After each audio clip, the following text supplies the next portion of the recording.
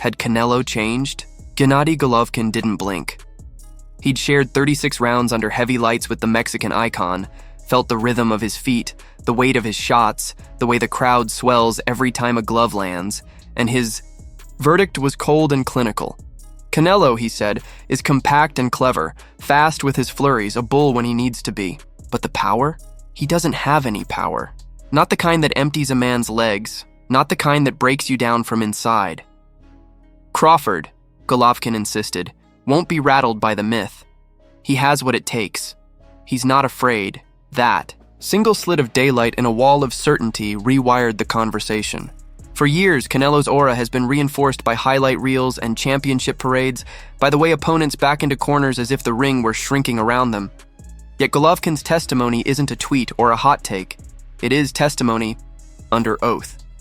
He's tasted Canelo's cleanest shots across multiple divisions and lived to press forward. He didn't call Canelo ordinary, far from it.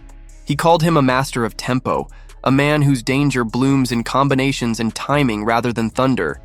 It was a reminder that sometimes the loudest part of a punch is the story we tell about it. The counterpoint came quick and familiar. Abel Sanchez, Golovkin's former trainer, sang the old rational hymn, "Size exists for a reason." If a granite-chinned middleweight and a light-heavy technician like Dimitri Bivol couldn't dent Canelo decisively, how is a career lightweight turned? Welterweight supposed to climb 2 divisions and do the unthinkable? Sanchez pictured a second half that looks like a spar, Canelo dictating pace while a smaller man runs out of space and oxygen. It was the sensible caution of a teacher who has seen too many brave plans shatter against physics. But sense and certainty are not the same. Greg Hackett shifted the frame to something boxing understands better than any other sport: the end of eras. Nothing lasts forever, he said, and sometimes the man who ends the music is the one who refuses to be awed by reputation. Crawford, in his view, has the temperament to stand in the pocket of history and say, "Not yet." The skill to read in milliseconds, the discipline to sharpen every hour into a weapon, the hunger that makes risk feel like air. Hackett didn't promise victory. He promised a reckoning. After 4 rounds of study, a war would break out, and the man who can absorb what comes back will own the night. Around the edges of the main debate, rumor and reality wrestled like sparring partners. Reports leaked that Canelo had brought in Jaron Boots Ennis, that mercurial blend of speed, spring, and slickness many hold up as a spiritual cousin to Crawford. Some said the rounds were light by design, scheduled not to risk cuts or chaos with fight dates approaching. Others swore Boots had tagged Canelo hard enough to leave questions in the air. In truth, camp stories are fog, useful for headlines, useless for scorecards. If Boots danced circles and Canelo couldn't catch him, the lesson is obvious, and exactly the test Crawford aims to give over 12. If the work was measured, that tells its own story too. Respect is already baked into both camps' calculus. John Ryder offered something more tangible than gossip. Memory. 12 hard gym rounds with Canelo, all craft and grind, no exits and no illusions. He spoke of a champion who rarely frays, who maintains form when others fade, who is maddeningly difficult to break down even as the minutes stack up. It was a reminder that no power is not the same as no danger. Canelo's threat is composite. Timing, leverage, shot selection, the patience to turn a ring into a trap. Across the Atlantic, Gareth A. Davies and Duke McKenzie gave the moment its proper weight. Too often, boxing's best circle each other across months and marketing cycles until the calendar gives up. Crawford-Canelo is the opposite. Risk embraced, legacy set on a collision course. 2 undisputed kings in an era that rarely delivers one, let alone a pair. It is the kind of fight that refuses to live in a single narrative.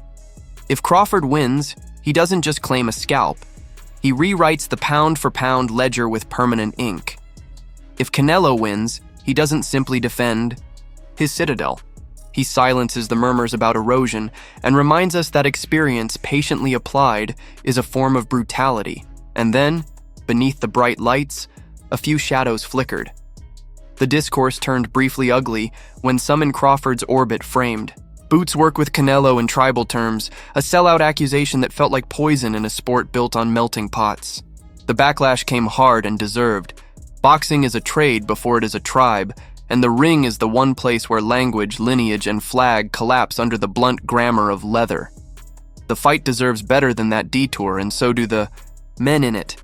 Meanwhile, Boots himself, equal parts assassin and realist, offered a warning devoid of heat. If you're going to climb right, take a warm-up at 160, let the body learn the new weather, let the timing adjust to the heft of bigger men. It was advice stitched from common sense and muscle memory. Yet even he conceded that the fight is irresistible, that fans demanded it, that sometimes history is better served by a leap than a ladder. From another corner came Gerald Miller, speaking. With a fighter's stubborn faith in the things that numbers can't explain, he waved off the obsession with mass and insisted that strength can be underestimated when it lives in tendons, balance, and will. Hunger, he said, tilts a ring. If Crawford has more of it, and it's hard to argue otherwise when you watch the man talk about legacy, then the scales might not be as lopsided as a tale of the tape suggests. Thread all of it together, and a picture emerges that is less contradiction than complexity. Golovkin's testimony dents the mythology of Canelo's eraser. Sanchez's caution reasserts the rules of gravity. Hackett's prophecy promises a second act of violence. Ryder's recollection warns that the bull is still the bull when the dust rises. The sparring whispers tease vulnerabilities. The public poise of both camps insists that minds are as prepared as bodies. The analysts agree on one thing. Crawford's path is narrow by design and demands a perfect walk. Patience is not passivity. It is the discipline to win inches, not moments. Precision is not fragility. It is the decision to make every shot ask. A question Canelo must answer with his feet as much as his gloves. Control is not safety. It is the audacity to dictate tempo against a man who has bent time for a decade. Crawford understands that to beat Canelo and be believed, he cannot merely survive or sneak. He must look like something we've never seen him be. He must be the fighter who takes a myth and makes it mortal, the technician who turns weight into work, the predator who keeps the dog leashed until the exact second it's needed, then lets it go.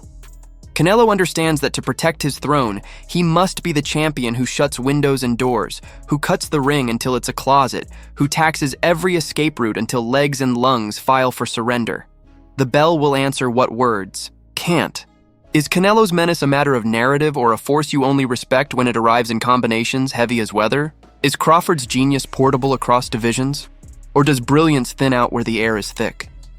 Is this the night a reign ends? Or the night a challenger discovers the limits of possibility? Boxing, at its cruelest and most beautiful, refuses to say.